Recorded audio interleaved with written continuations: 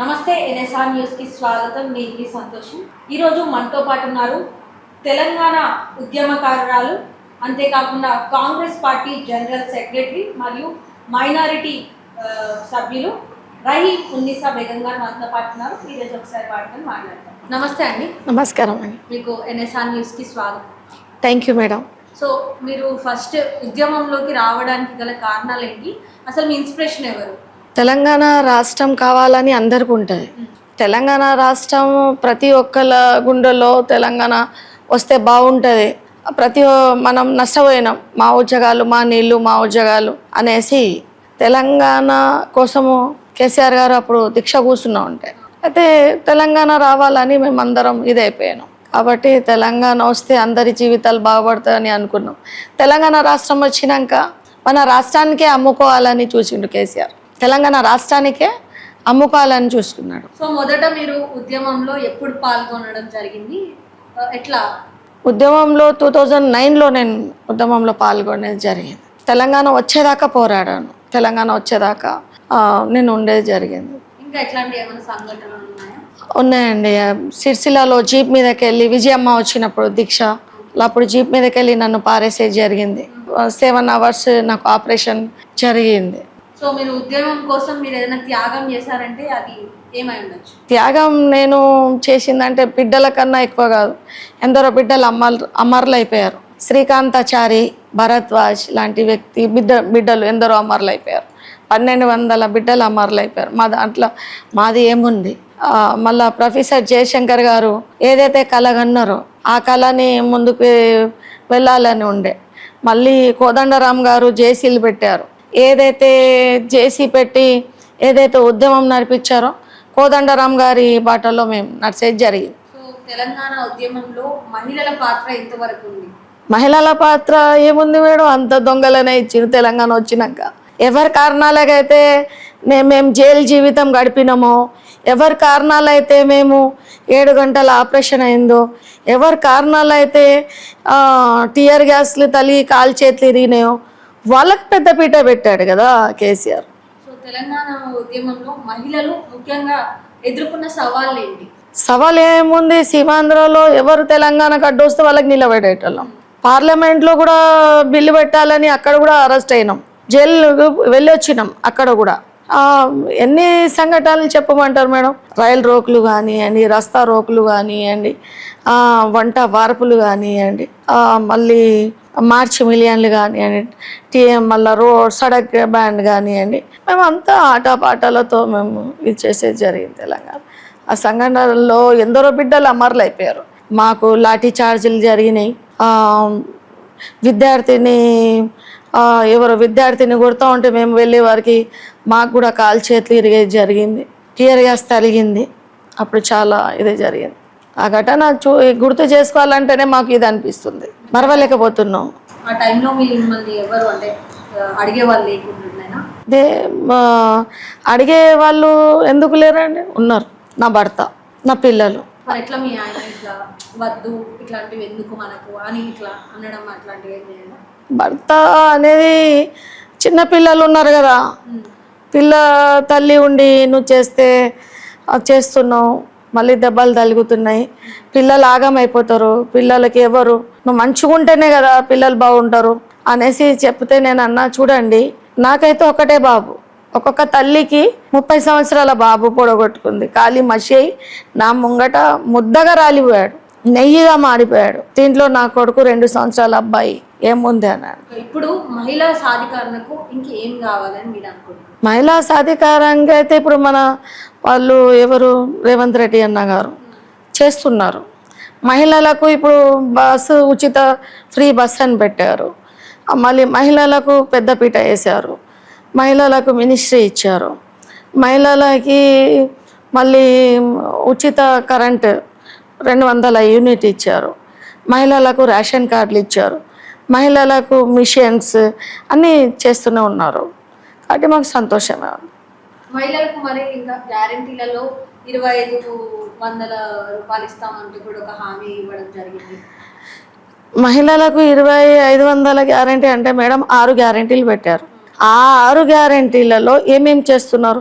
ఒక మహిళ ఈ ఈ ఊరు నుంచి ఆ ఊరు పోవాలంటే డబ్బులే, పిల్లలు చదువుకోవాలంటే. ఇప్పుడు విద్యార్థినులకు ఎన్ని రకంగా బస్సు ఫ్రీ అవుతుంది, మహిళలకు ఏ రకంగా చేస్తున్నారు, 200 యూనిట్ ఫ్రీ చేస్తున్నారు, బస్సు ఫ్రీ చేశారు, మహిళలకు అన్నీ చేస్తూనే ఉన్నారు కదా ఆ రకంగా. కాబట్టి ఇంకా మహిళలకు రాబోయే రోజులలో విద్యార్థులకు కానీ మహిళలకు కానీ ఒక మహిళకు కూడా ఒక పురుషుతో సమానం చూడాలని కూడా నేను కోరుకుంటున్నాను. రాబోయే రోజులలో వాళ్ళు కూడా జాబ్లు చేసి మేము కూడా ఒక పురుషుతో సమానం అని ఆ రోజు రావాలని చూస్తున్నాను. తెలంగాణ కోసం మీరు ఇంత ఉద్యమం చేయడం జరిగింది, ఉద్యమంలో పాల్గొనడం జరిగింది. సో ప్రజలకు తెలంగాణ ఏర్పడ్డాక వాళ్ళ ఆకాంక్షలు నెరవేరాయి అంటారా? అసలు ఒక రవ్వంతా కూడా నెరవేరలే మేడం. కేసీఆర్ ఎలాంటి మనిషి ఉండే అంటే తెలంగాణ బిడ్డల ప్రాణాలు తీసుకున్న దళిద్రుడు ఎవడైతే ఉండేనో, దొంగ దీక్ష కూర్చొని ప్రజలను తెలంగాణ బిడ్డలని మోసం చేసిన వ్యక్తి ఎవరైతే ఉండేనో అది కేసీఆర్. కేసీఆర్ ద్వారా 1200 బలిదానాలు తీసుకున్నది అంటే అది కేసీఆర్. తన స్వార్థం కోసము తను చేసినవి మేము ఏ రకంగా చెప్పాలనుకుంటున్నాం మేడం అంటే, తెలంగాణ కోసం నేను దీక్ష కూర్చుంటానంటే యావత్తు తెలంగాణ కదిలింది. పిల్ల పాప ముసలి కాడి నుంచి తెలంగాణ కవులతో తెలంగాణ వెళ్ళింది. అలాంటి తెలంగాణకి అతని మీద మాకు నమ్మకం ఉండే. ఆ దళిద్రుడు ఇవాళ మమ్మల్ని తెలంగాణ ఉద్యమకారులని మోసం చేసిండు. తెలంగాణ రాష్ట్రం వచ్చినాక మొదటిది చేసిందే ఉద్యమకారులను తొక్కేసిండు. ఇది రాజకీయ పార్టీ, ఇది ఉద్యమ పార్టీ కాదు, రాజకీయ పార్టీ అని. ఎవరి కారణంగా అయితే మేము జైలుకు పోయినామో, జైలు జీవితం గడిపినామో, బిడ్డలు బలి అయినరో వాళ్ళకే తీసుకొచ్చి పెద్దపీట పెట్టి మేము అడిగితే మమ్మల్ని పక్కన పెట్టేది జరిగింది. అతని కోరిక ఒకటే ఉండే, సీఎం కావాలని. చంద్రబాబు నాయుడు గారు మినిస్ట్రీ ఇవ్వకపోతే మా యావత్తు తెలంగాణతోనే ఆడుకున్నాడు, తెలంగాణ సెంటిమెంట్.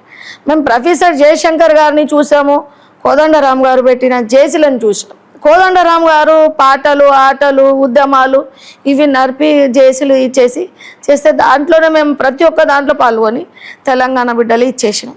కమ్సే కమ్ ఉద్యమకారుల పరిస్థితి గెలిచిన తర్వాత ఉద్యమకారుల పరిస్థితి ఎట్లా ఉందని తెలుసుకోలేదు దళిద్రుడు.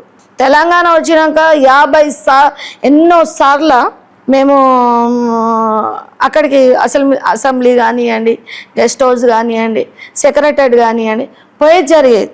ఏ రోజు మాతోని కలవలే.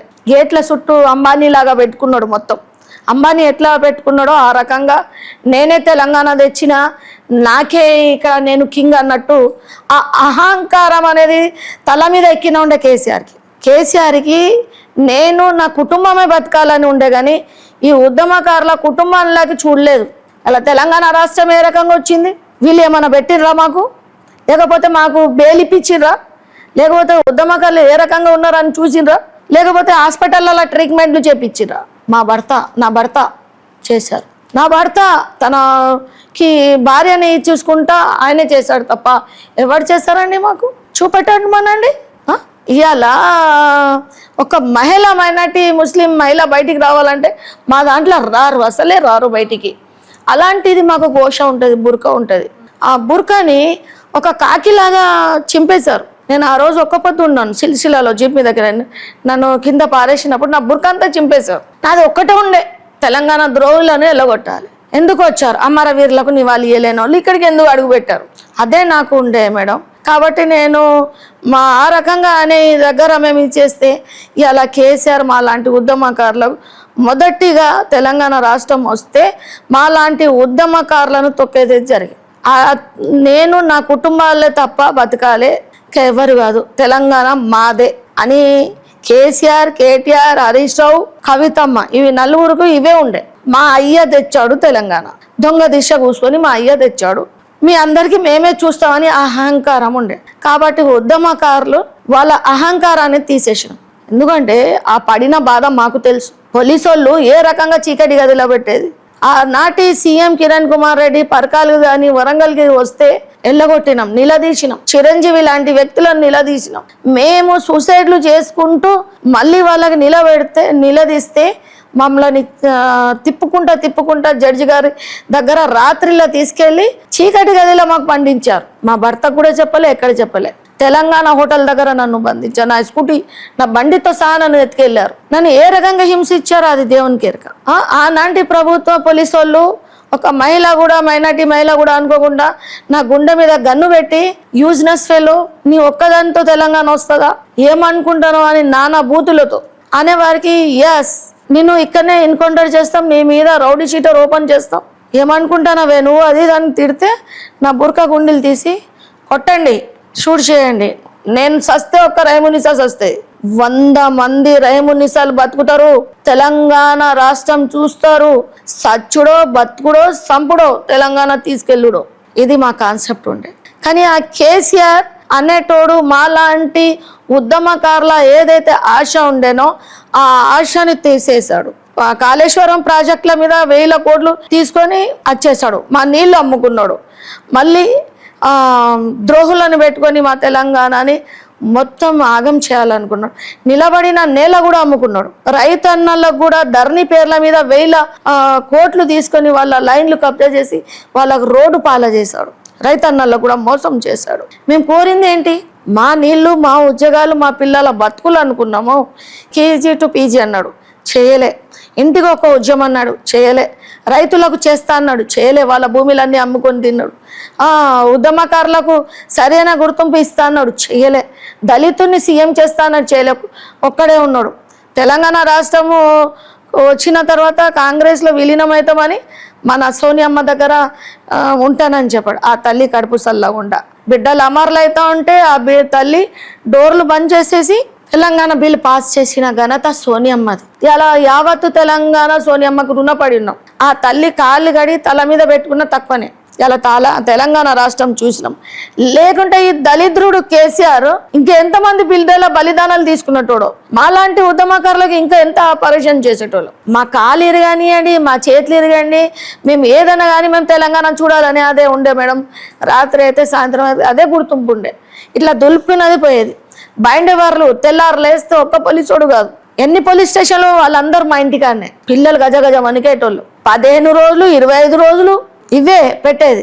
అయినా కూడా వాళ్ళు పెట్టిన అయినా కూడా నేను ఆర్డీఓ గారితో కలిసేసి మళ్ళీ నేను అక్కడ ఉద్యమంలో పాల్గొనేది. ఎంత పరేషాన్ చేశారు.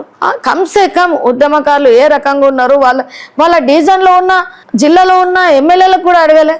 ఎక్కడెక్కడే 36 జిల్లాలు చేశాడు. మా తెలంగాణలో మా వరంగల్ మెయిన్ పాత్ర. వరంగల్ నుంచి ఉద్యమం జరిగింది. ఆ ఉద్యమం తెలంగాణని వరంగల్ని విడగొట్టేశాడు.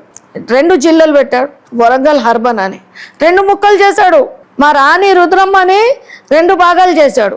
ఆ దళిద్రుడు చేసి 36 జిల్లాలు చేసి, ఎమ్మెల్యేలు చేసి, కలెక్టర్లు చేసి, ఇవాళ మేము ఏదైతే కళలు కన్నామో ఆ కళ్ళని నీరు గారేశాడు. 1000 కోట్లు కిరాయికి ఉన్నోళ్ళు ఇవాళ ఇదిన్నా. నేను అడిగాను, నాకు ఏదైనా కార్పొరేటర్ అన్న ఇవ్వండి అని అడిగితే నీ దగ్గర ఇల్లు లేదన్నాడు హరీష్ రావు.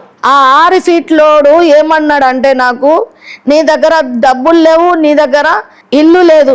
మరి నా ఇల్లు నా అవ్వగారు ఇచ్చింది ఏమైంది? మరి నేను ఉద్యమంలో డబ్బులు వేసుకున్నా ఏమైనాయి?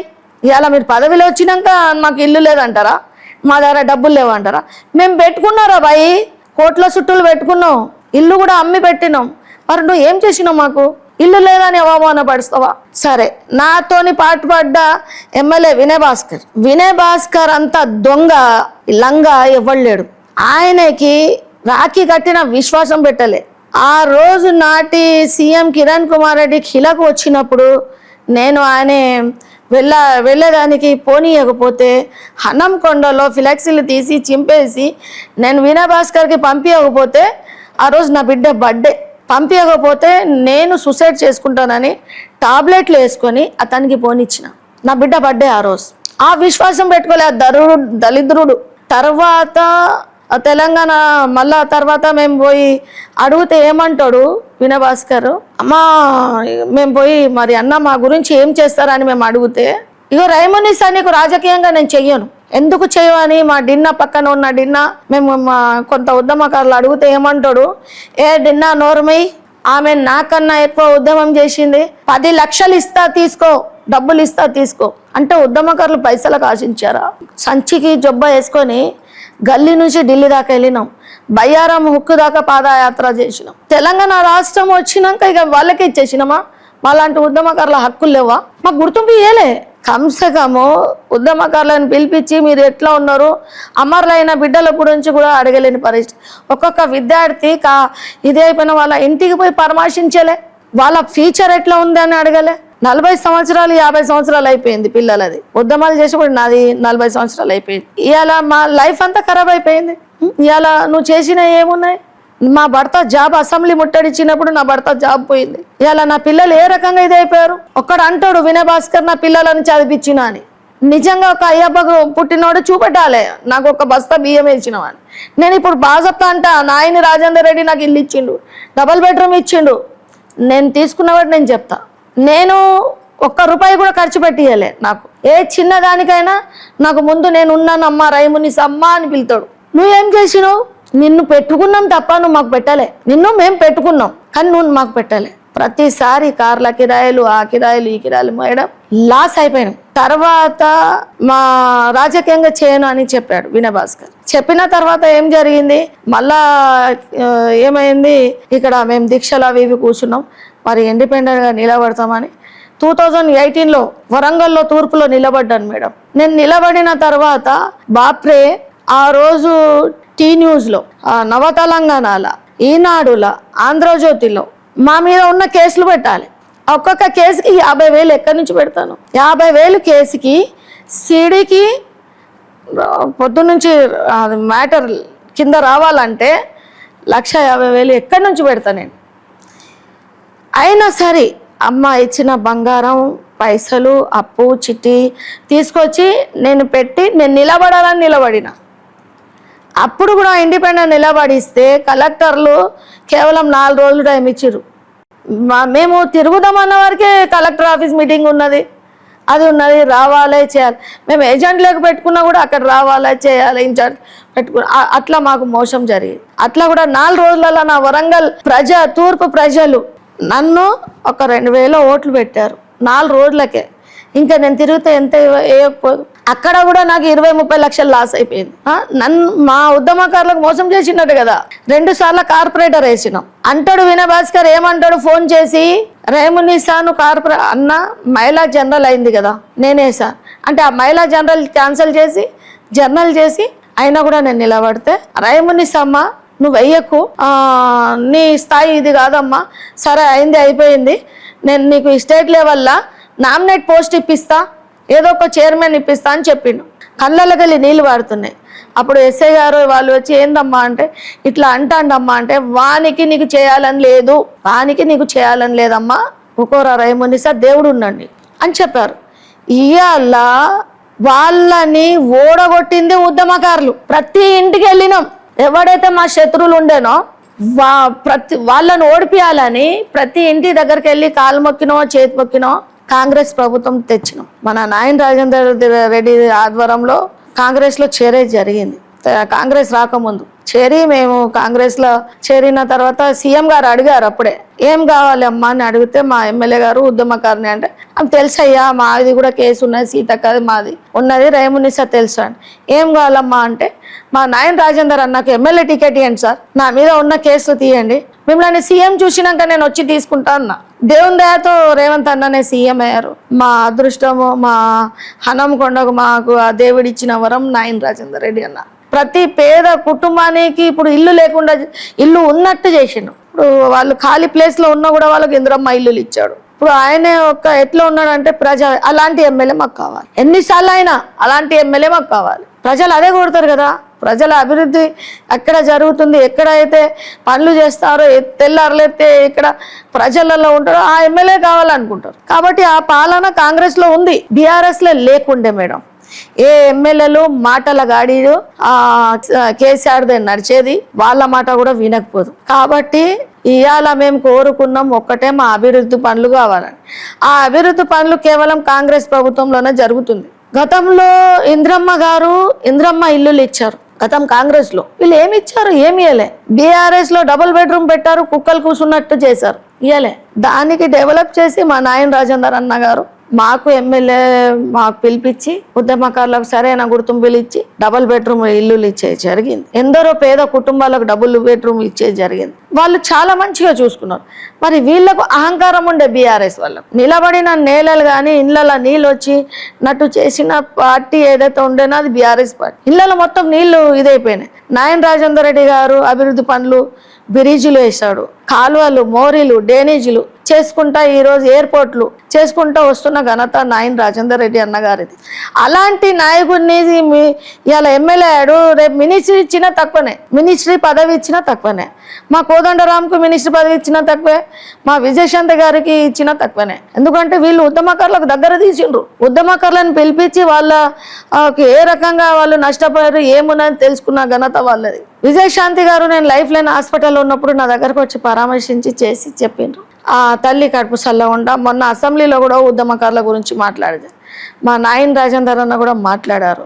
మళ్ళీ సీఎం రేవంత్ రెడ్డి గారు తను ఒక ఉద్యమకారుడు కాబట్టి అసెంబ్లీలో చెప్పాడు, మళ్ళీ 6 గ్యారెంటీలలో ఉద్యమకారులకు 250 గజాలు ల్యాండ్ ఇస్తా అని చెప్పాడు. ఉద్యమకారులకు ఏమి ఇచ్చినా ఇవ్వకుండా ఉద్యమకారుల గురించి అయితే రాశాడు కదా. ఉద్యమకారులకు 6 గ్యారెంటీలు అయితే పెట్టాడు కదా. ఇవాళ మహిళలు చాలా సంతోషంగా ఉన్నారు, ప్రతి ఒక్కరు హ్యాపీనెస్గా ఉన్నారు. రాబోయే రోజులలో చేస్తాడు. ఆర్టీసీని మొత్తం అమ్ముకొని తిన్నాడు, ఆర్టీసీలో వాళ్ళకే తీసి పారేసిండు. ఇవాళ ఆర్టీసీ వాళ్ళకు గవర్నమెంట్ ఎంప్లాయీ లాగా పోస్ట్ లాగా చేశాడు. ఎవరు చేశాడు మేడం? ఆర్టీసీ వాళ్ళకు ఎక్కువకే పక్కన పెట్టేశాడు. రేవంత్ రెడ్డి అన్న చేశాడా లేదా? ఇలా పేద కుటుంబాలు సన్న బియ్యం తింటున్నారు, రేషన్ కార్డులు ఇచ్చిండు. ఇప్పుడైతే కాంగ్రెస్ ప్రభుత్వం పాలన బాగానే ఉంది. మా సరి అయిన ఉద్యమకారులకు న్యాయం జరుగుతుందని కూడా మేము అనుకుంటున్నాం. రాబోయే రోజులలో ఉద్యమకారులకు మేలు జరిగితే మంచిది. ఇప్పుడు ఉద్యమకారులు అంతా రేవంత్ అన్న మీద ఆశపడి ఉన్నారు. కొంత ఉద్యమకారులు జైలు పోయిన వాళ్ళకు కూడా రాజకీయంగా ఉండాలని ఉంటుంది. వాళ్ళకు కూడా పిలిపించి ఏదో నామినేట్ పోస్టులు ఇచ్చి సరైన గుర్తింపు ఇస్తే చాలా మంచిగా ఉంటుంది అని కూడా మేము ఉద్యమకారినిగా నేను కోరుకుంటున్నా. కొంత ఉన్నాయి కదా జేసీలు, కళాకారులు, సకల జన సమ్మె అని ప్రతి ఒక్కరు వాళ్ళు వీళ్ళు వెళ్ళేసే జరిగింది. ఎవరికి ఏం చేయాలని మొన్న రేవంత్ అన్న గారు కమిటీలు వేసే జరిగింది. మన పున్నం ప్రభాకర్ గారికి, కేశవరావు గారికి, మళ్ళా మన కోదండరాం గారికి. ఆనాటి తెలంగాణలో జైల్లో ఉన్నాం మేము, సిరిసిల్ల రాజయ్య, డాక్టర్ రాజయ్య, మేము అందరం జైల్లో ఉన్నప్పుడు రైలు రోడ్ కేసులో పోయినా ఉంటే అప్పుడు కేశవరావు గారు వచ్చి మాట్లాడేది జరిగింది మాతోని ఉద్యమకారులకి. ఆయనకు తెలుసు ఎట్లా చేసినాం ఏంటిది అనేది మాకు తెలుసు కాబట్టి ఉద్యమకారులకు చేయాలి. కమ్సకం రేవంత్ అన్న ఉద్యమకారులను గుర్తించాలని ఆశిస్తాం. ఎందుకంటే నష్టపోయినాం మేడం, ఆర్థికంగా నష్టపోయినాం, మానసికంగా నష్టపోయినాం, పిల్లల జీవితాల్లో కూడా మేము ఇది అయిపోయినాం. ఇలా పిల్లలుగా దేవునికి మేము మొక్కుతున్నాం. ఇలా నా బిడ్డ ఎంటెక్ చేస్తుంది, బాబు బీటెక్ చేస్తున్నాడు, 2 పిల్లలు. అంటే అల్లా దయాతో పిల్లలు చదువుకొని వెళ్ళారు. గవర్నమెంట్ తరపు నుంచే వాళ్ళు ఇదే పాలిటెక్నిక్ తరపు నుంచే వాళ్ళకి ఫ్రీ సీట్ వచ్చింది. ఇది అయిపోయింది. మన ఎమ్మెల్యే గారు కూడా సాయం చేసేది జరిగింది. బేబీ సర్టిఫికేట్ల గురించి తను చాలా మంచి విద్యార్థులకు కానీ మహిళలకు కానీ ముందుకు వచ్చి చేస్తాడు. సో మీకు బీఆర్ఎస్ గవర్నమెంట్ ఉన్నప్పుడు మీకు ఉద్యమకారులకు ఎలాంటి గుర్తింపు రాలేదు, మరియు మీకు ఎలాంటి న్యాయం జరగలేదని మీరు అంటున్నారు? ఎస్, 100%. ఆయనే ఒక స్వార్థపరుడు ఉండే. కేసీఆర్ అనే వ్యక్తి టీఆర్ఎస్ పెట్టి బీఆర్ఎస్లో మారిండు. టీఆర్ఎస్ ఉద్యమకారణ పార్టీ అన్నాడా? ఎట్లయితే సీఎం అయిందా తర్వాత ఇక్కడ కొడుకుని పెడతా నేను ఢిల్లీలో ఉంటా అన్నాడు భారత పార్టీ. ఇప్పుడు ఏ పార్టీగా నేను అక్కడ ప్రైమ్ మినిస్టర్ అయితే అన్నాడు దూడ, అక్కడ ఢిల్లీలో పెట్టిండు. సంపాదించింది అంతా తీసుకుపోయి తెలంగాణలో దోచుకునేది అంతా తీసుకుపోయి ఢిల్లీలో ఆఫీస్ బీఆర్ఎస్ పార్టీ పెట్టిండు. అంతే కదా మేడం. బిడ్డని బతుకమ్మ అని అన్నాడు, బతుకమ్మ తల్లి అని. ఆ బతుకమ్మ తల్లి పేరు పెట్టాడు, ఆ తల్లిని అవమానపరిచింది. లిక్కర్ కేసులో ఆమె పోయేది జరిగింది, మనం చూస్తూనే ఉన్నాం. మళ్ళీ వాళ్ళ కొడుకు కేటీఆర్ కార్ రేస్లలో ఎంత ఇదైంది ప్రజలకు తెలుసు. వాళ్ళు చేసింది అంతే కదా మేడం. సో మరి మీకు కాంగ్రెస్ పార్టీలో ఎలాంటి గుర్తింపు దొరికింది, మరియు ఎలాంటి న్యాయం జరిగింది? అదే అంటున్నా కదా మేడం, కాంగ్రెస్లో గుర్తింపు ఏం జరిగిందంటే ఫస్ట్ మా ఎమ్మెల్యే నాయన్ రాజేందర్ రెడ్డికి మా రేవంత్ అన్న ఎమ్మెల్యేగా ఇచ్చారు. న్యాయం ఫస్ట్ మేము అడిగింది ఇచ్చాడు. ఇప్పుడు 6 గ్యారంటీలలో ఉద్యమకారులకు పేరు రాశాడు. ఉద్యమకారులు జైలు పోయిన వాళ్ళని గుర్తింపు తీసుకొచ్చాడు. మళ్ళీ కాంగ్రెస్ ప్రభుత్వంలో పేద కుటుంబాలు హ్యాపీనెస్గా ఉన్నారు. ఇంద్రమ్మ ఇల్లులు కానివ్వండి, డబుల్ బెడ్రూమ్లు కానివ్వండి, రేషన్ కార్డులు కానివ్వండి, 200 యూనిట్ కరెంటు కానివ్వండి, ఉచిత బస్సు ప్రయాణం కానివ్వండి, ఇవాళ రైతు బంధు కానివ్వండి ప్రజలకు చేస్తున్నారు కాంగ్రెస్ పార్టీ. 2 years కదా మేడం, 2 సంవత్సరాలు నారానే అయినా కూడా కాంగ్రెస్ ప్రభుత్వంలో ఎన్ని జరుగుతున్నాయి. వాళ్ళు 10 సంవత్సరాల్లో తెలంగాణని ఆగం పట్టించి నిలబడిన నేల కూడా గుంజుకున్న ఘనత అంటే అది కేసీఆర్ది. యువత తెలంగాణ చరిత్రను ఎందుకు తెలుసుకోవాలంటే మీరు ఏం చెప్తారు? చరిత్ర తెలుసుకోవాలంటే ఆనాటి పాటలు, ఆనాటి కళాకారులు, ఆనాటి దెబ్బలు, ఆనాటి త్యాగాలు యువత తెలుసుకోవాలి. ఏ రకంగా తెలంగాణ రాష్ట్రం తెచ్చుకున్నాం, ఏ రకంగా బలిదానాలు ఇచ్చి తెలంగాణ రాష్ట్రం తెచ్చుకున్నాం, సోనియమ్మ ఏ రకంగా తెలంగాణ ఇచ్చింది, ఏ రకంగా మేము ఇది చేసాం, యువత తెలుసుకోవాలని నేను కోరుకుంటున్నాను. మాలాంటి ఉద్యమకారులు ఎన్నిసార్లు రక్తం కక్కినాం. కొందరి మీద కేసులైనాయి, కొందరి మీద కాదు. ఆ రోజు సిరిసిల్లలో దెబ్బలు తిన్నప్పుడు నేను కుమారి లలిత గారు, తను పాపం ఎన్నోసార్లు ఆమె కూడా జైలుకి వచ్చే జరిగింది. కుమారి లలిత గారు వాళ్ళ భర్త జైల్లో సూపరింటెండెంట్ ఉండే, పాపం ఆయనే నాకు 2-3 సార్లు బెయిల్ కూడా ఇచ్చే జరిగింది. కుమారి లలిత కానివ్వండి, సీజా నాయక్ కానివ్వండి, వీళ్ళు ఉద్యమాల్లో చాలా ఇది ఉండే, ముందుకు కూడా వాళ్ళు ఇచ్చేశారు మహిళలుగా. ఇవాళ మహిళలు ఇంటికి అంకితము అయిపోయారు. ఉద్యమాలు చేసి జైలు జీవితం గడిపి వాళ్ళు మొత్తం దెబ్బలు తిని, పోలీసు వాళ్ళు ఏ రకంగా కొడతారు, వాళ్ళు కొట్టే దెబ్బలు మనం మర్చిపోతామా? కొడతారు, మళ్ళీ జడ్జి గారి దగ్గర తీసుకెళ్ళి చెప్పకండి అంటారు. కొడతారు, జడ్జిగా మా డ్యూటీ నేను ఒక్కటే అన్నప్పుడు నాకు అంటే కొడితే ఘోరంగా కొడితే డాక్టర్స్ అన్నారు చెప్పమ్మా ఏమన్నా చెప్తా అంటే చెప్పలే. మళ్ళీ జడ్జి గారి దగ్గర జడ్జి గారు అడిగారు చెప్పండి అమ్మా అంటే మేము చెప్పలే. నేను మళ్ళీ ఈయన ఎస్ఐలు సిఐలు ఏమాడ అడిగితే నేను అన్నా ఒక్క మాట గుర్తుపెట్టుకో అన్నా, నువ్వు చెప్పొద్దంటాను, నేను చెప్తలేను. ఎందుకను తెలంగాణకు నేను కొట్లాడినా దాని అర్థం ఏముంది? నీ వెనుక నీ భార్య ఉంటాయి, మీ అమ్మ ఉంటాయి, చెల్లె ఉంటాయి, కొడుకులు ఉంటాయి. ఇలా తెలంగాణ కొట్లాడి దాని ఫైదా ఏముంది? నేను చెప్పను. నన్ను కొట్టండి, నన్ను చంపండి, కానీ తెలంగాణ రాష్ట్రం అయితే మేము చూస్తాం ఇదే అని ఉండే. లాస్ట్కు నన్ను కూర్చోబెట్టి అమ్మ రహీమునిసా గారు, అప్పుడు వెంకటేశ్వర్ల గారు ఇప్పుడు డిఎస్పీ అయిపోయారు, సార్ కూర్చోబెట్టి నన్ను అడిగే సిఐ ఉండే అప్పుడు అనంకొండలో. అమ్మ రహీమునిసా నేను ఒక మాట చెప్తానురా బిడ్డ, నువ్వు చాలా కొట్లాడుతున్నావు, నీ దెబ్బలు చూసి మేమే బాధపడుతున్నాం అమ్మా, ఇంత కొట్టినా కూడా తెల్లారే మళ్ళా ఉద్యమంలో నిలబడుతున్నావు అమ్మా, నీకు 2 చేతులు ఇచ్చే పడుతున్నా తెల్లే, నువ్వు చాలా చేస్తున్నావు, నువ్వు ఒక్కదాన్ని, నీ మనసులో తెలంగాణ ఉంది, నీలాగా బీఆర్ఎస్ వాళ్ళకు లేదురా తల్లి, నీ కేసీఆరే నిన్ను ముంచుతాడు తల్లి. పెద్ద సుదర్శన్ రెడ్డి ఏమంటాడు చూడు, వీళ్ళు ఏమంటారు చూడు, నేను ఫోన్లు గడుపుతా, నువ్వు విను, నేను ఇప్పుడు జైలుకి తీసుకెళ్తున్నాం, నీ బీఆర్ఎస్ వాళ్ళు ఏమంటారు చూడు అని ఫోన్ కలిపి నా చెవులారా వినిపించాడు.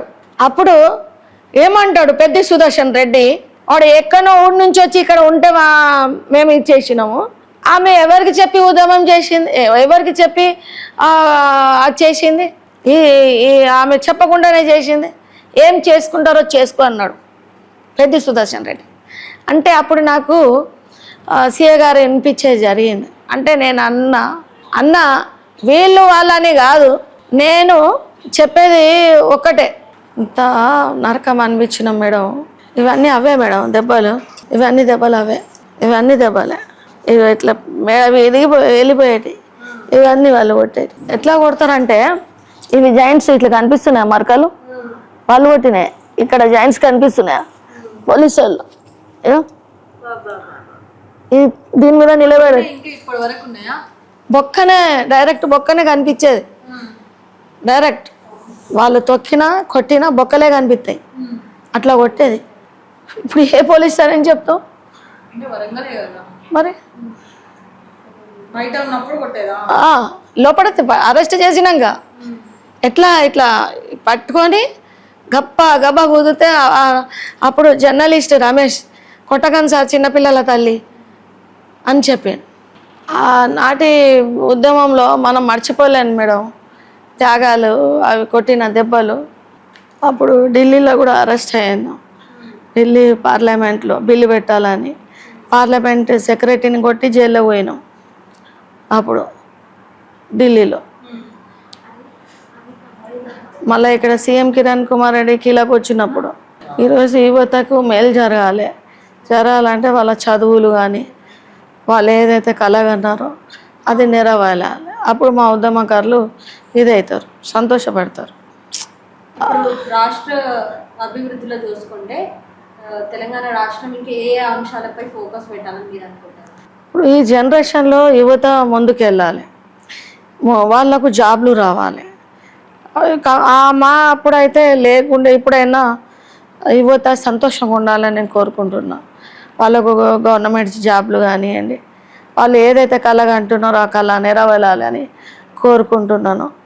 ఈ జనరేషన్లో యువత ముందుకు రావాలని కూడా నేను కోరుకుంటున్నాను. అమరవీరుల గురించి మీరు ఇప్పుడున్న యువతకి ఏం చెప్పాలనుకుంటున్నారు? అమరవీరుల గురించా? అమరుల వీరుల త్యాగాలు మేము ఫస్ట్ మరవలేము. మా ప్రొఫెసర్ జయశంకర్ గారిని మేము అస్సలు మరవలేము, కాళోజీ గారిని మేము మరవలేం, శ్రీకాంతాచారిని మేము మరవలేం. విద్యార్థులు భరద్వాజ్ని వాళ్ళలాంటి విద్యార్థులు ఎందరో బలిదానాలు ఇచ్చారు, వాళ్ళని మేము మరవలేం. వాళ్ళ కళలు ఏదైతే ఉండేనో ఈ కాంగ్రెస్ ప్రభుత్వం మన రేవంత్ అన్న నెరవేర్తారని మేము అనుకుంటాం. మా కోసమే, మా లాంటి ఉద్యమకారుల కోసమే ఆ రేవంత్ అన్నని ప్రతి ఒక్క రూపం ఆ దేవుడు ఇచ్చిండని మేము అనుకుంటాను. జర్నలిస్ట్ మన ఉద్యమకారుల కలర్ నెరవేరుతాడంటే అది కేవలం మన రేవంత్ అన్ననే చేస్తాడని మాకు నమ్మకం ఉంది. ఆ యువత కూడా అనుకోవాలి, ఆనాటి ఉద్యమాలు 69 ఉద్యమం ఎలా ఉండేనో ఈ ఉద్యమం ఎలా ఉండేనో, ఈ ఉద్యమంలో ఏ రకంగా ఇదే అయిపోయారు, ఏ రకంగా వాళ్ళని కాకిలాగా చింపేశారు ఈ ఉద్యమంలో ఘోరంగా. యువత గుర్తుపెట్టుకోవాలి. ఆ రకంగా మేము కోరేది యువతకు మీ గురించే మేము కొట్లాడింది. యువత ముందుకు పోవాలని, యువత చదువుకోవాలి. యువత మేము కూడా ఒక పురుషుతో సమానం, లేడీస్ అండ్ జెంట్స్ రెండు ఒక్కలే అని అప్పుడు అంటారు, శివుల్లో 2 భాగాలని. ఆ రకంగా మేము కూడా ఉన్నాం అని ముందుకెళ్ళాలని మేము అనుకున్నాం. కాబట్టి మేము కోరినాము, ఉద్యమకారులు ఏదైతే కళ కోరినామో ఆ కళ రేవంత్ అన్ననే చేస్తాడని మాకు నమ్మకం ఉంది. ఆయన మీద ఆశ పెట్టుకున్నాం. గతంలో ఉన్న టీఆర్ఎస్ పార్టీ ఇప్పుడు బీఆర్ఎస్గా మారి మా ఉద్యమకారులని మేము ఏదైతే కళ కన్నామో మా నీళ్ళు, మా ఉద్యోగాలు, మా పిల్లల బతుకులు బాగా పడాలని మేము అనుకున్నామో ఆ రకంగా మమ్మల్ని తొక్కేసేది జరిగింది. ఇప్పుడు ఈ కాంగ్రెస్ ప్రభుత్వంలో పేద కుటుంబాలు బతుకుతున్నారు, రైతన్నలు బతుకుతున్నారు, అవుట్సోర్సింగ్ వాళ్ళు కూడా మొన్న ఆర్టీసీ వాళ్ళకు కూడా పర్మనెంట్ చేసేది జరిగింది. ఇవాళ బీఆర్ఎస్ వాళ్ళు మళ్ళీ ఉద్యమకాలని రెచ్చగొట్టేదానికి చూస్తున్నారు. కాబట్టి వాళ్ళు రెచ్చిపోవద్దని కూడా నేను అంటున్నాను. తెలంగాణ రాష్ట్రం తెచ్చుకున్నాం. ఈ కాంగ్రెస్ పార్టీలో ఏమేమైతే చెప్పిండ్రు 6 గ్యారెంటీలు, ఆ నాటి ప్రభుత్వం బీఆర్ఎస్ ప్రభుత్వము 10 సంవత్సరం చేయలేని పాలనలో మా రేవంత్ అన్న గారు 2 సంవత్సరాలన్నరలోనే చేసేది జరుగుతుంది. కాబట్టి తన మీద నమ్మకం ఉంది. తను అన్నాడు, నేను చేసినాకనే ఓట్లు అడుగుతానని చెప్పాడు. ఆయనే ఒక సీఎంగా ఒక్కడే పాలన చేస్తున్నాడు, ఒక్కడే ఉండి నడుపుతున్నాడు. బీఆర్ఎస్ పార్టీలో కుటుంబ పాలన ఉండే, స్వార్థ పాలన ఉండే. వాళ్ళే అనుకున్నారు తెలంగాణ తెచ్చింది, మేము ఒక్కలే తెచ్చిర్రు అనుకున్నారు తప్ప మా లాంటి ఉద్యమకారులను మర్చిపోయి జరిగింది. మళ్ళా ఉద్యమకారులకు ఊపిరి వేసిండు, కోదండరామ్ గారికి ఇచ్చి, విజయశాంతి గారికి ఇచ్చి మళ్ళీ ఉద్యమకారులు ఒక ఊపిరి అనేది ఇచ్చాడు మా రేవంత్ అన్న గారు. కాబట్టి ఇంకా గతంలో ఉద్యమకారులకు కూడా కమిటీలు వేసి మాకు సరైన గుర్తింపు వస్తుందని మేము ఆశిస్తున్నాం. కాబట్టి ఇక్కడ జిల్లాలో ఉన్న ఎమ్మెల్యే కూడా ఉద్యమకారులు కానివ్వండి, ఎవరు కానివ్వండి, తెల్లారులేస్తే ప్రజలలో ఉంటాడు, ప్రజల సమస్యలు చేస్తాడు, ప్రజలకు అభివృద్ధి పనులు చేస్తాడు. మరీ సీఎం గారి దగ్గరికి వెళ్ళి పేద కుటుంబాలకు ఇందిరమ్మ ఇల్లులు తీసుకొస్తాడు. ఇందిరమ్మ ఇల్లుల కాడ నుంచి కూడా డబుల్ బెడ్రూములు కూడా ఇచ్చేది జరుగుతుంది. అలాంటి ఎమ్మెల్యే మాకు దొరకడం మాకు అదృష్టం. కలకాలం ఈయననే ఉండాలని మేము కోరుకుంటున్నాం. మంచిదే కదా, ఇలాంటి ఎమ్మెల్యే ఉంటే ఎప్పటికుంటే మేము ఎప్పుడు కోరుకుంటాం. ఇలాంటి సీఎంఏ కావాలనుకుంటాం, ఇలాంటి ఎమ్మెల్యేనే కావాలని. ఇలాంటి నాయని రాజేందర్ రెడ్డి లాంటి ఎమ్మెల్యేలు ఇంకా ముందుకు రావాలని కూడా నేను కోరుకుంటాను. తను చేసే పాలన చాలా బాగుంది. ఈయనకి చూసి ఇంకా వేరేళ్ళు కూడా ముందుకు రావాలని ఇప్పుడు నాగరాజు గారు ఆయన కూడా చాలా బాగా చేస్తున్నాడు. అలాంటి ఎమ్మెల్యేలు మనం కాంగ్రెస్లో ఉన్న ఎమ్మెల్యేలు ఏమేం చేస్తున్నారు ప్రజలకు తెలుసు. కాబట్టి ప్రజలే వాళ్ళకు లైక్ చేస్తారు. రాబోయే రోజుల్లో మళ్ళీ వాళ్ళకే చూస్తారు ఎమ్మెల్యేగా. ఇంతే తప్ప మాకు కావాలి ఏముంది మేడం, అభివృద్ధి పనులు కావాలి, యువత ముందు నడవాలి, యువత కళలు నెరవేరాలి. యువత ఇప్పుడు మా ఉద్యోగాలు మాకు కావాలనుకున్నాం, ఆ యువతలో మేము చూడాలనుకున్నాం. విద్యార్థులు మేము ఉండి ఇట్లా అయిపోయినాం. కమ్సకం మా పిల్లలన్నా యువత అన్న వాళ్ళకు జాబ్లు రావాలని మేము కోరుకుంటాం. రేవంత్ అన్న చేస్తారని కూడా అనుకున్నాం. ఎందుకంటే నేషనల్ పార్టీ, కాంగ్రెస్ పార్టీలోనే పేద కుటుంబాలు బతుకుతారు.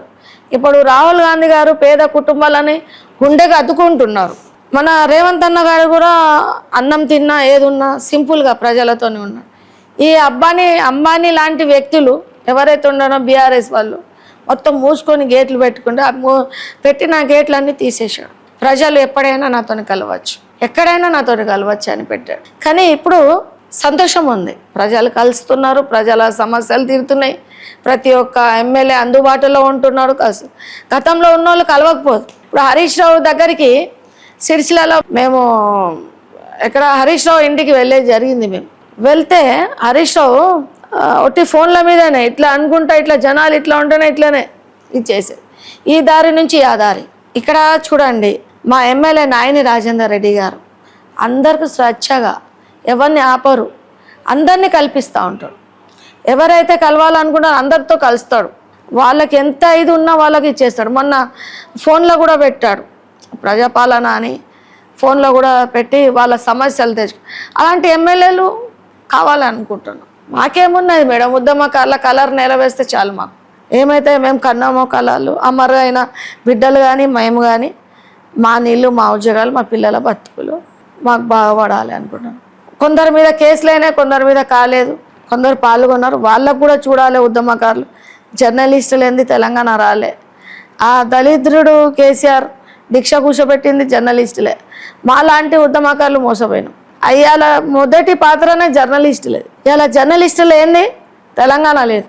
ఆ జర్నలిస్టుల ద్వారానే ఉద్యమకారులు బతికినరు, తెలంగాణ రాష్ట్రం చూసినాం. ఇలా జర్నలిస్టులు చూపిస్తేనే మేము ఎక్కడున్నాం మా భర్తలకు తెలిసింది, మా భర్తకు తెలిసింది, మమ్మల్ని విడిపించేది జరిగింది. ఈ జర్నలిస్టు లేకపోతే మా బతుకులు ఏం అయ్యేది? తెలంగాణ రాష్ట్రం చూసేటోళ్ళమా? ఎక్కడన్నా తీసుకెళ్ళి మమ్మల్ని చంపేటోళ్ళు. జర్నలిస్టులు ఏ రకంగా అప్పుడు ఎక్కడండి బయ్యారం ముక్కు అప్పుడు మేము పాదయాత్ర చేసినాం. విజయరామారావు మేము అందరం పోయి చేస్తే అక్కడ మేము వన్ సైడ్ జర్నలిస్టులతో నేను వేరే అయిపోయినా. ఒక జర్నలిస్ట్ కెమెరామ్యాన్ ఫోటోగ్రాఫర్ సుధాకర్ గారు కింద పడిపోయాడు, చక్కర వచ్చి.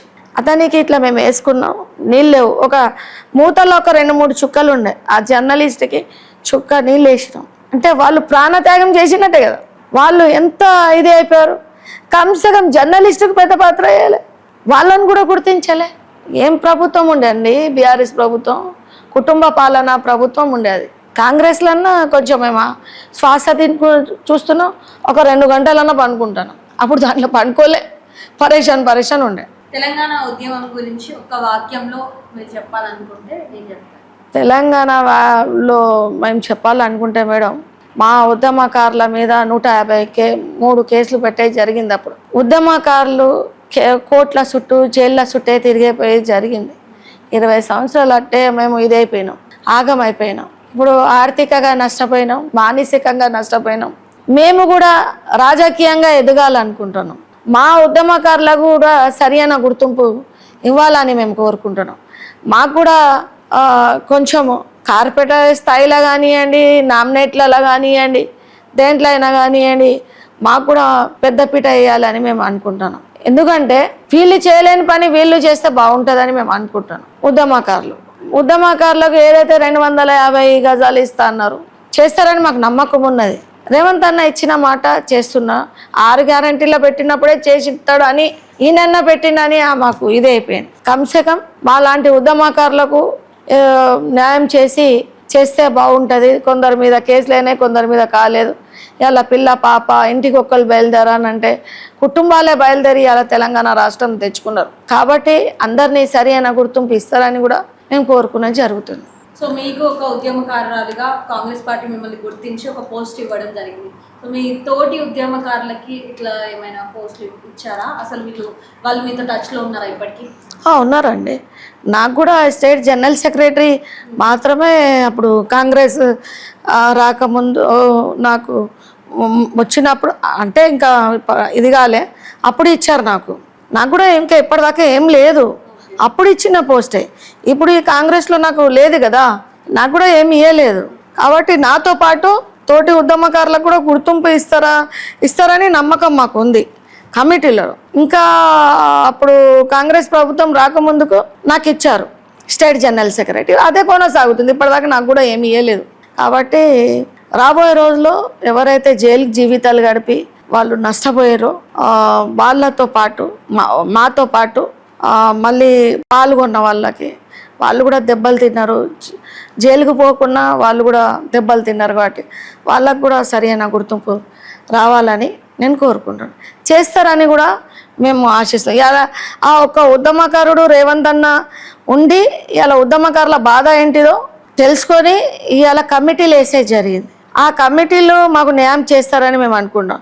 ఆ కమిటీల కన్నా మా ఇక్కడ జిల్లాలో ఉన్న ఎమ్మెల్యేలు, కాంగ్రెస్ ఎమ్మెల్యేలు ఉద్యమకారులకు గుర్తింపు ఇచ్చి వాళ్ళకు సరైన గుర్తింపు ఇచ్చి పెద్దపీట కూడా వేస్తారని మా జిల్లాలో ఉన్న ఎమ్మెల్యే కూడా మేము నమ్ముతున్నాం. నాయని రాజేందర్ రెడ్డి గారు ఇచ్చిన మాట వెనుకపోరు, ఏదైతే మాట ఇస్తారో వెనుకో ముందో చేస్తారని మాకు నమ్మకం ఉంది. ఎందుకంటే తను కూడా 30 సంవత్సరాల నుంచి కాంగ్రెస్ పార్టీకి నమ్ముకొని ఇవాళ ఎమ్మెల్యేగా నిలబడ్డాడు. ఆ నిలబడిన ఎమ్మెల్యే ఒక డైమండ్గా హనంకొండ సిటీనే ఒక డైమండ్గా మారుతున్నాడు. కాబట్టి ఎక్కడ ఏది ఉన్నా ఫస్ట్ వరంగల్లోనే తీసుకురావాలని ముందుగుండి తీసుకొస్తాడు. మన ఎయిర్పోర్ట్ది కూడా ఎమ్మెల్యే గారే ముందుకు జరిగింది. మన రైల్వే కోచ్ కూడా అనే ముందు ఇచ్చేసారు. వీళ్ళైతే ఎక్కడ గొంగిడి అక్కడనే పెట్టారు. ఇది చెప్పుడు 4 పైసలు తెచ్చుకున్నాడు, అటు పెట్టుడు ఈ పైసలు వేసుకున్నాడు. ప్రతి దాని మీద బీఆర్ఎస్ వాళ్ళు మోసం చేశారు తప్ప కాంగ్రెస్ పాలన చాలా నైస్ పాలన. కాంగ్రెస్ పాలనలోనే పేద కుటుంబాలు బతుకుతాయి. రాబోయే రోజులలో స్టేట్లో సీఎంగా రేవంత్ అన్ననే ఉంటాడు. మా జిల్లాలో కూడా మా నాయన రాజేందర్ అన్ననే ఉంటాడు. మళ్ళీ ఢిల్లీలో ప్రైమ్ మినిస్టర్గా రాహుల్ గాంధీ గారికే మేము చూస్తాం. మాకు అలా ఉంది. రాహుల్ గాంధీ గారు ఇప్పుడు ప్రైమ్ మినిస్టర్ లేకున్నా ఇంత చేస్తున్నాడు, వాళ్ళ ఎమ్మెల్యేలు సీఎంలు చేస్తున్నారు. ఇంకా ఆయన ప్రైమ్ మినిస్టర్ అయితే ఇంకా ఏ రకంగా అయితే యువతకు ఎంత మంచిగా జరుగుతుంది. యువత కూడా గుర్తు పెట్టుకుంటారు కదా రాబోయే రోజులలో, అరే మాకు మంచి జరిగిందని. ఆ యువత ముందుకు రావాలి, ఆ యువతకు కూడా మంచి జరగాలని నేను కోరుకుంటున్నా. ఇప్పుడు రాహుల్ గాంధీ గారు అదే పెట్టారు కదా, యువత ముందు అని. ఆ మొహబ్బత్కి దుకాన్కోలో నఫరత్కి దుకాన్కో బంద్ కరు అని చెప్పారు కదా. ప్రేమతోనే అందరితో కలిసిపోండి, విషం మనకు అవసరం లేదన్నాడు, చేదు మనకు అవసరం, ప్రేమతోనే అందరితో కలువమన్నారు. కాబట్టి ఆ రకంగానే మేము ఉంటున్నాము. ఎవరు ఎంత రెచ్చగొట్టినా మేము రాహుల్ గాంధీ గారు చెప్పారు ఆ రకంగానే మొహబ్బత్కి దుకానే తీసి పెట్టినాం. నఫరత్కి దుకాన్కో బంద్ కరికే మొహబ్బత్కి దుకాన్కో తీసి మేము ముందుకు పోతున్నాం. ప్రజలతో ప్రేమలో పోతున్నాం. ఎవరు ఎంత చెప్పినా మేము ఇట్లా దులుపుకొని ప్రజలలో ఉన్న సంతోషమే మాకు కావాలని కాంగ్రెస్ ప్రభుత్వం ముందుకు పోతుంది.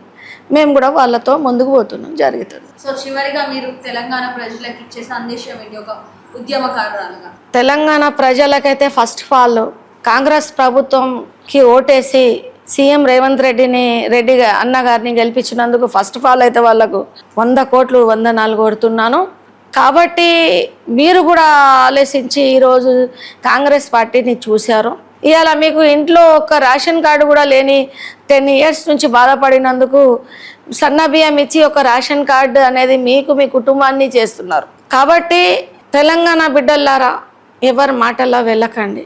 ఆశగా తెచ్చుకోలే తెలంగాణ మేము త్యాగాలతో తెచ్చుకున్నాం. ఈ తెలంగాణని మేము ఉద్యమకారులం ఒక డైమండ్గా చూడాలనుకుంటున్నాం.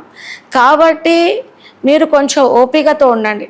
రాబోయే రోజులలో ఇంకా బాగుంటారు. ఈ 2 సంవత్సరాల నరాలోనే మేము ఇంత మంచిగా ఇంట్లో నీడగా ఫ్యాన్ కింద పండుకుంటున్నాం.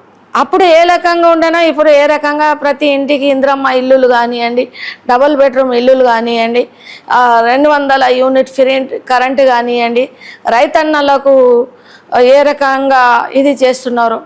కాబట్టి డెవలప్మెంట్ కానివ్వండి, గల్లీలలో నీళ్లు రాకుండా ఏ రకంగా వాళ్ళు చేస్తున్నారు మనకు తెలుసు. కాబట్టి రాబోయే రోజులలో మీ ఏదైతే కళలు ఉన్నాయో అవి కూడా నెరవేరుతాయి.